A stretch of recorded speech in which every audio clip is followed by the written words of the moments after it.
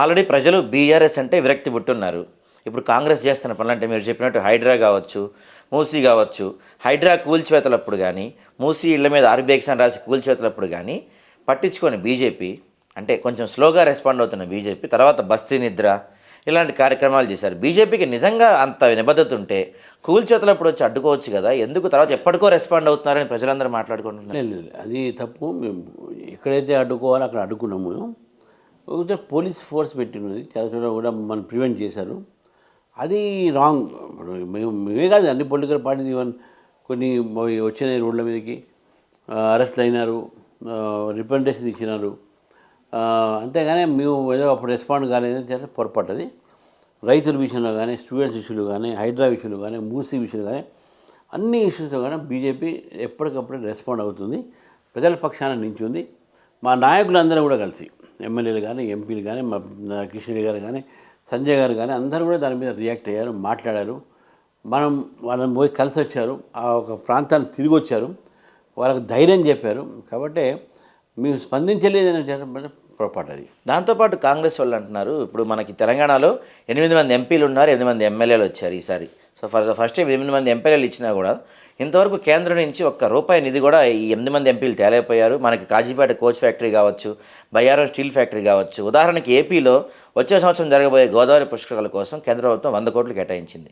మరి తెలంగాణలో గోదావరి లేదు, తెలంగాణలో పుష్కరాలు జరగవా? తెలంగాణకి ఎందుకు కేటాయింపులు లేవు? ఇప్పుడు ఇవాళ పేపర్ మీద చూడండి, రీజనల్ రింగ్ రోడ్కు సెంటర్ క్లియరెన్స్ ఇచ్చింది. ఫండ్ ఎవరైతే బీజేపీ గవర్నమెంట్ ఇస్తుంది, కేంద్ర ప్రభుత్వం ఇస్తుంది కదా. ఇప్పుడు నేషనల్ హైవేస్ శాంక్షన్ అయ్యింది మన దగ్గర. దాదాపు మనకి ఈ ఒక దీంట్లోనే ఒక 2 లక్షల కోట్ల నిధులతోని నేషనల్ హైవేస్ మన తెలంగాణ డెవలప్ అవుతున్నాయి. తర్వాత మీకు 2014 నుంచి ఈ ప్రభుత్వం వచ్చే ముందు వరకు 9,054 lakhs crores, అంటే దాదాపు 10 లక్షల కోట్లు తెలంగాణకు మేము వివిధ ఒక స్వరూపాలు ఇచ్చినాం. మేము డిఫరెంట్ హెడ్స్లో ఇచ్చినాం. అయితే ఇది ఇయ్యనంటే ఎట్లయితుంది? ఇప్పుడు బీఆర్ఎస్ వాళ్ళు మా మీద ఎట్లా బదనాం చేసేసి చివరికి తెలంగాణ ప్రజలు తెలుసుకొని బీఆర్ఎస్కు 0 ఇచ్చారు ఎక్కడ ఎంపీలో. ఇప్పుడు కాంగ్రెస్ పార్టీ కూడా మళ్ళీ అదే తప్పు చేస్తే రేపు రాబోయే రోజుల్లో వాళ్ళకు కూడా మంచి వాత పెడతారు. ఈరోజు భారతీయ జనతా పార్టీ కేంద్ర ప్రభుత్వము ఏ రాష్ట్రాన్ని కూడా ఒక తక్కువ ఎక్కువ చూసే పరిస్థితి లేదు. ఈరోజు 100 కోట్లు వాళ్ళకి ఇచ్చినట్టే కల్చర్ డిపార్ట్మెంట్ కుంభమేళా కూడా ఇచ్చింది, ఇక్కడ కూడా ఇస్తున్నారు. పుష్కరాలు ఇక్కడ కూడా అడిగితే ఇక్కడ కూడా ఇచ్చారు. ఇయ్యలేదని ఎవరు చెప్తారు? చెప్పండి. ఇచ్చిన డబ్బును తప్పుదారి పట్టిస్తున్నారు తెలంగాణలో. అది ఈ ప్రభుత్వం కావచ్చు, గత ప్రభుత్వం కావచ్చు. మీకు సెల్ఫ్ గవర్నమెంట్ సంబంధించిన లోకల్ సెల్ఫ్ గవర్నమెంట్కి ఇచ్చినటువంటి డబ్బులు మీరు ప్లానింగ్ కమిషన్ వచ్చే డబ్బు మీరేం చేస్తున్నారు? దాన్ని కరెంటు ఫీజు కడుతున్నారు, అవి కడుతున్నారు. సర్పంచ్లకు డబ్బులు లేకుండా ఉంటున్నాయా?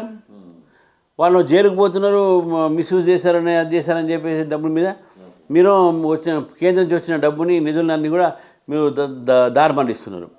కాబట్టి ఈ యొక్క ఏతున్నాయో అని కొన్ని పొలిటికల్ స్టేట్మెంట్ మాకు ఈ ప్రభుత్వం ఏం చేయలేదు. మా 8 మంది ఎమ్మెల్యేలు ఈరోజు తెలంగాణలో ప్రజల హితంలో మాట్లాడుతున్నారు. 8 మంది ఎంపీలు కూడా అక్కడ రాష్ట్రం కోసము అక్కడ పోరాడుతున్నారు. మా వాళ్ళ క్వశ్చన్స్ మీరు చూడండి, రాష్ట్రం కోసం ఏం చేస్తున్నారు, మనకి ఏముంది అనేది వాళ్ళు క్వశ్చన్స్ వేస్తున్నారు అక్కడ. దాంతోపాటు మినిస్ట్రీస్ దగ్గర పోయి మా స్టేట్కి ఇది కావాలి, మా ఏరియాకి ఇది కావాలని అడుగుతున్నారు. అని శాంక్షన్ అవుతున్నాయి. చెర్లపల్లి రైల్వే స్టేషను ఇనాగ్రేషన్ ఉండే, కానీ మన్మోహన్ సింగ్ గారు వారు పోయినందుకు అది పోస్ట్పోన్ అయింది. ఇప్పుడు మీరు చూడండి, మీరు one of the best stations in the country. ఓ ఎయిర్పోర్ట్లో అని ఉంటుంది మీ లోడ్ పోగానే. సికింద్రాబాద్ రైల్వే స్టేషన్ కూడా అదేవిధంగా దాదాపు 1000 కోట్లతో ఈరోజు మరామతు అవుతుంది. చూస్తే మీకు తెలుస్తుంది. ఇప్పుడు బ్రహ్మాండమైనటువంటి ఎలివేటర్స్, ఎస్కలేటర్స్, దాన్ని అక్కడ అంటే మీకు వరల్డ్లో అంత బెస్ట్. మీరు సికింద్రాబాద్కు మంచి వందే భారత్ ట్రైన్లు, కొత్త ట్రైన్స్, రైల్వే ట్రాక్స్, ఇవన్నీ కాజీపేట కూడా మీకు కట్టినాం కదా. ఓవర్హాలింగ్ మీకు కోచ్ ఫ్యాక్టరీ రాకపోతే అది వచ్చే ముందు ఇది తయారీ అయినవచ్చు. తర్వాత ఇవన్నీ రకరకాలైనటువంటి కొన్ని ఇష్యూస్ ఉన్నాయి. దాని మీద కూడా కేంద్ర ప్రభుత్వం తెలంగాణని ఎప్పుడు కూడా విస్మరించలేదు. తెలంగాణ పక్షానే ఉన్నది కేంద్ర ప్రభుత్వము అనే విషయాన్ని చెప్తున్నాను.